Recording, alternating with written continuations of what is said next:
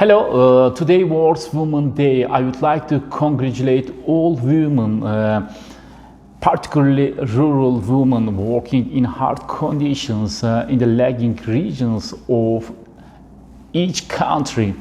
I would like to stress the role of women in peasant agriculture in my today's speech. I have benefited two books while preparing this speech. One of them is Research in Rural Sociology and Development, edited by Daniel Clay and Harry Schwarzwälder. And the section I use in this book was written by Frances Shaver and Bill Raymer. And the other book is Peasant Economics, written by Frank Ellis. Before addressing the main points, I would like to underline that women are the invisible agricultural producers in many peasant societies in the world. Let me firstly start what women do in peasant agriculture. At home, there is childbearing and every nurturing of infants. There is the care, upbringing, socialization, and education of children. There are recurrent tasks: cooking, collecting firewood and water, mending and washing clothes, cleaning the house, etc. Women in peasant societies also participate in productive activities. There is production for direct use in the household, such as food processing, the weaving of mats, the making of pots and implements or clothes, the husking of grain, and so on. There is also non-farm income earning activity such as handicraft production for sale in the market. They are also involved in land preparation, weeding, fertilizing, harvesting, and so on. They also work as off-farm wage labor, which may consist of casual or intermittent work on neighboring farms, domestic service for an adjacent landowner, or full-time wage labor in local mills, processing factory, and so on.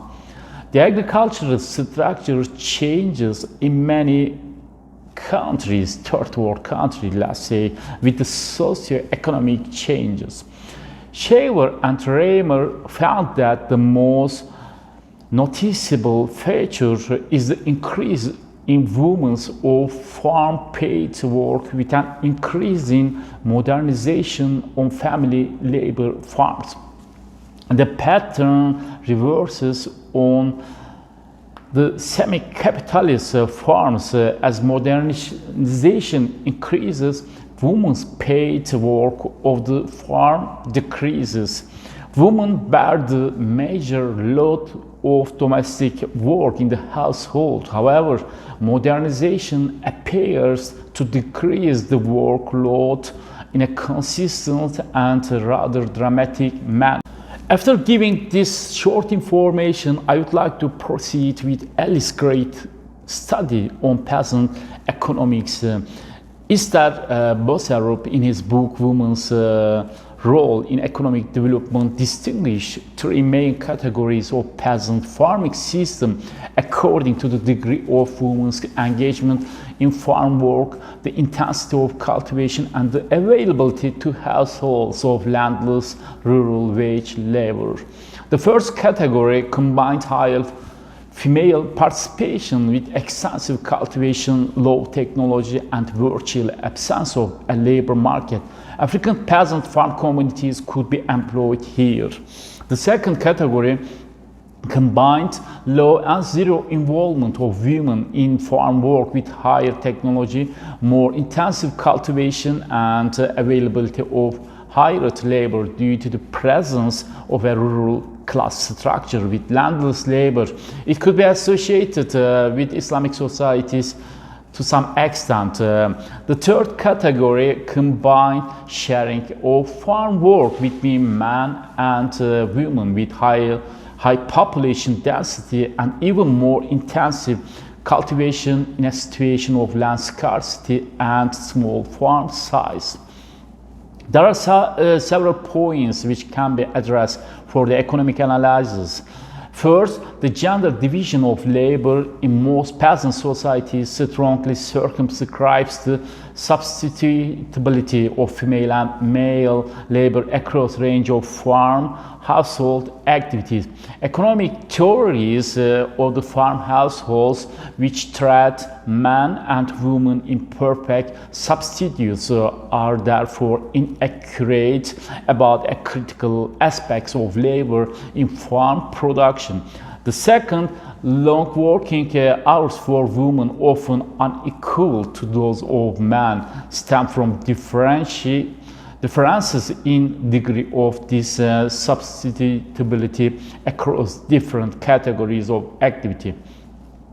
Substitutions is typically lowest with respect to household chores, but it is sometimes higher in farm work and other market activity. Thus, the varying engagement of women in farm work is superimposed on the rigidity of their time commitment to household work.